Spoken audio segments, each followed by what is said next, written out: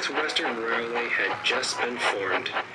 The expansive line, reaching from Vickerstown to the end at Tidmouth, was going through a tough few years. The line's first two engines were too small to handle the workload. As such, the board of directors had brought many more engines on loan from other railways to help. And I'm sorry to say, frictions existed as the loaned engines treated the resident engines quite poorly.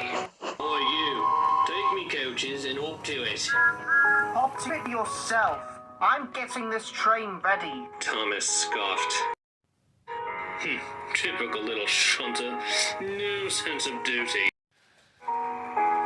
Late again. I thought you were supposed to be an express engine.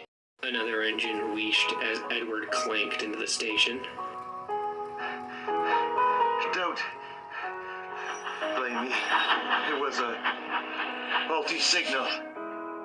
Edward huffed, out of breath. Of course, it's always something else. You wouldn't have this kind of mess on the GER if the board of directors had any sense of progress. They'd allow head office to oversee everything. Another engine was a large Clawton from the LNWR. This engine had glistening red paint with black side plates.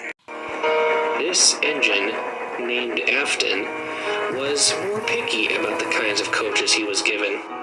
He saw all the old single-axle Victorian rolling stock as relics.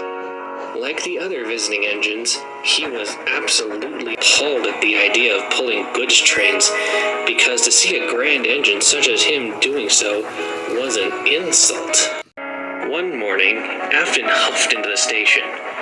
He was to be pulling the local stopping service today. But as he neared the station, he hissed angrily as he saw the coaches he'd been given. He was given the small single-axle coaches. While they were painted in the NWR cream and dark green, they were smaller and older than the bogie coaches given. What's this? I'm pulling this ghastly, groaning train today? The indignity of it all! Just be happy you have a train to pull at all. Thomas hissed as he pushed the coaches up. I've had to hunt the yards for extra coaches. Then you can jolly well take these coaches away and bring me some proper coaches. I'm busy. Take them or leave them. Thomas huffed and hurried away into the yards before Afton could say anything more. Come on, old boy. Let's get this over with. Afton's driver sighed. The coaches groaned as Afton backed up to them. They had heard what Afton had told them and were not happy. Who is this rude engine? Asked the lead coach. An improper engine if he's pulling us, said another. I'd rather be pulled by Edward, or even Thomas. At least they are proper engines who know how to treat coaches right, the brake coach added. Shut up! I am a proper engine, better than Tiny Thomas or Old Iron Edward. Now come along. The guard's whistle blew, and Afton huffed out of the station in a rage. His face was almost as red as his paint. As Afton raced down the line, the old coaches groaned and creaked. They were older and were not used to running at express train speeds.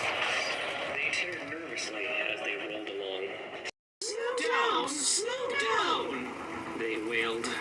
Shut up! Shut up! Afton barked back. Just then, the brakes on the train came on.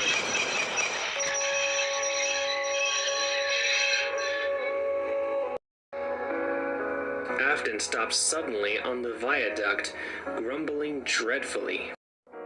An investigation of the coaches showed that the coach just behind the engine had a loose vacuum hose. While the crew set about fixing the problem, Afton fumed angrily.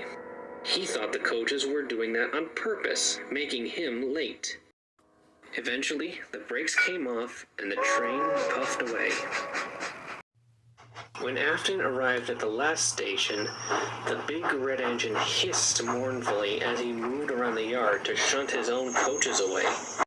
The coaches tittered grumpily as he did so. "At last, the journey is over," one said. "I felt like my windows were going to fall out," said another. "At least you two were further away from him than I was. I had to endure his groaning all the way here," said the lead coach. It would have been better if you'd not decided to hold me up, you rotten old intake. "What? You blame me for that? That was your fault." Oh, the other one, you horrid thing. "It's not my fault you don't know how to pull coaches, you rotten red sausage." Afton quickly lost his temper. His boiler pressure shot up. Amid the hiss of his safety valve, there was a bang and a splintering crunch. Afton hadn't been paying attention when he'd entered the carriage sidings and had run his coaches into the buffers hard. The buffers were bent and broken, but they were not the most damaged. That honor belonged to the coach behind Afton's tender. It was squashed between him and the second coach, crushed into a pile of splintered wood and bent metal. The other coaches shrieked in horror at the fate of their sister. Afton just sniffed indignantly. This is what you get for being weak, old, and takes. If you only been proper coaches, this wouldn't have happened.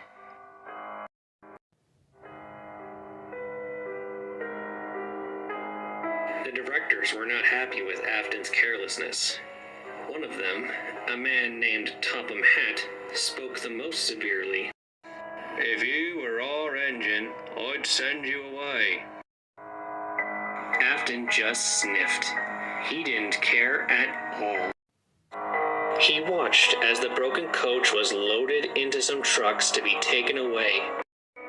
The other coaches were silent during the whole process. After a while, Afton just smirked and backed away to the sheds to rest. Afton's driver was assigned to another engine to learn how to properly handle coaches. And Afton himself was shut up in the shed for a few weeks before the directors allowed him to pull trains again. The other visiting engines were the only ones to show any sympathy for his careless handling. During his stay in the shed, a new train was offered by the Northwestern Railway. It was a late-night train that offered an express run to Tidmouth, called the Midnight Special. The bigger tender engines enjoyed the job immensely. The idea of a non-stop run from one end of the island to the other under the stars made them feel very important. Soon, it was Afton's turn to pull the Midnight Special. About time I had a named train of my own to pull, and with proper coaches, and no less. The only thing better would be the express, he said loudly. The other engines just groaned. They ignored the big red engine's boasting until he left the shed. Afton puffed into the station, bubbling with excitement as he coupled up to the lead coach. He was so excited that he never looked back once at the rank of coaches he was pulling. No one noticed the coach closest to the engine didn't belong in the consist. It was painted cream and green, just like the Express, but it was smaller and had no bogies, just 2 axles. It was filthier and didn't look like a coach belonging on a prestigious train such as the Midnight Special. The guard blew his whistle and the train set off. Over the sound of the engine puffing, there was a loud groaning noise that came from the lead coach. It sounded like it hadn't been oiled in a long time. Soon, the Express passed under the signals and was gone in a cloud of steam.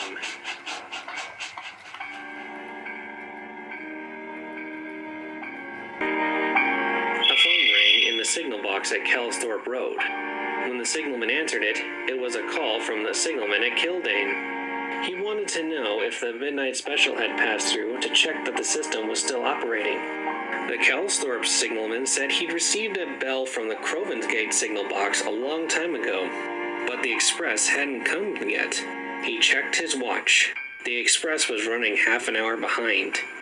Just before the signalman could hang up the phone to call Crovansgate to send a work train to check the line, there was a knock at his door. He opened it to see the midnight special's guard standing there, panting heavily. "Have you seen our engine?" he asked. "What engine? No engine's passed by my box for over an hour." The guard then went pale. That's not possible. You must be mistaken. I've just come from the midnight special, and I've not seen our engine anywhere. I swear on me mother's head, no train puffed past this signal box. I would have seen it. Come on, man, you're speaking all kinds of rubbish. I am not. Our entire train is missing its engine, like it's disappeared into thin air. Come on, mate, have a cup of tea and explain what you're trying to say.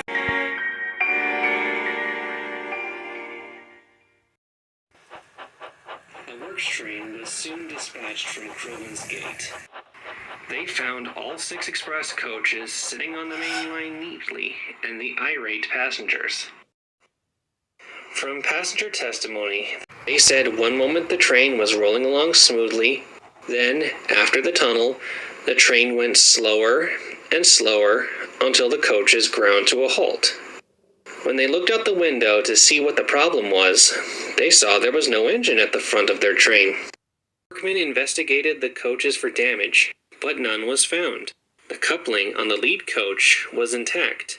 While the works engine pulled the train back to the station, the workmen searched up the line. Perhaps the engine had derailed somewhere before Kelsthorpe, and the guard just missed it.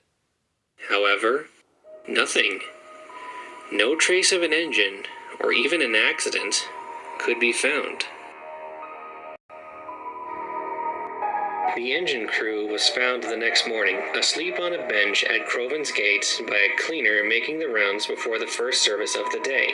When asked how they got there, they had no memory of what happened after their engine entered the tunnel. Just that, one minute they were entering the tunnel, and the next they were waking up on the platform. A massive search was held to look for the engine, but nothing could be found.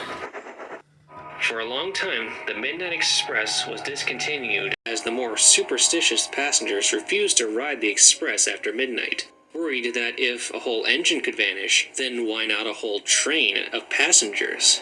The mystery deepened when many of the passengers expressed concern for the people who might have gotten in the first coach. The investigators noted that all the coaches were still on the train, but the passengers were insistent that a coach was missing from the express, a small coach just behind the engine. Station staff, porters, and the engine crew of the shunder who assembled the train were just as adamant that they had gathered the rake of 6 express coaches, no more, no less.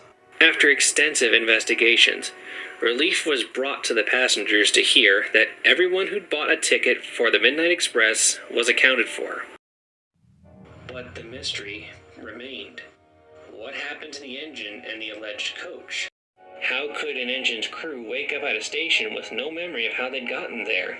To this day, the file remains in the Vickerstown police files as unsolved.